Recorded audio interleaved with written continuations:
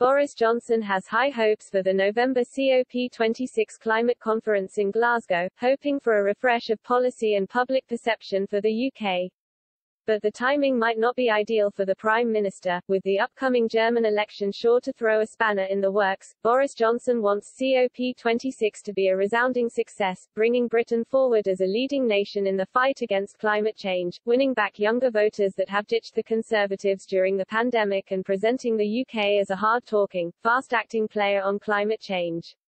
But the meeting will have other factors at work, and the September 26 German election could influence the outcome. COP26, the United Nations Conference of the Parties, will see more than 200,000 delegates from 196 countries descend on Glasgow from October 31 to November 21.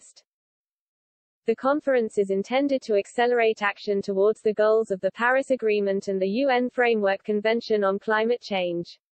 This year, the UK holds the presidency for the conference, and Boris Johnson used his speech at the UN General Assembly in New York this week to strike the tone he hopes to set for the event.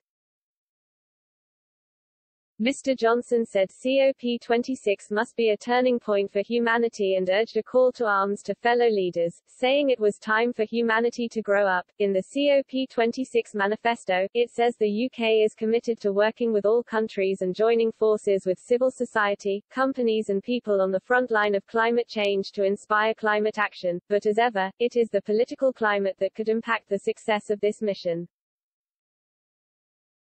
There is a very high chance that, at the time of COP26, Germany will be in the throes of lengthy and contentious coalition negotiations after what is expected to be a fractious election result on September 26.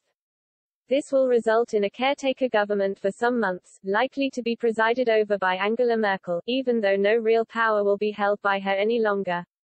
Speaking to Express.co.uk, Economist Intelligence's principal economist and German analyst, Emily Mansfield, said this lack of permanent leadership would limit the ability of the EU to engage effectively with the UK.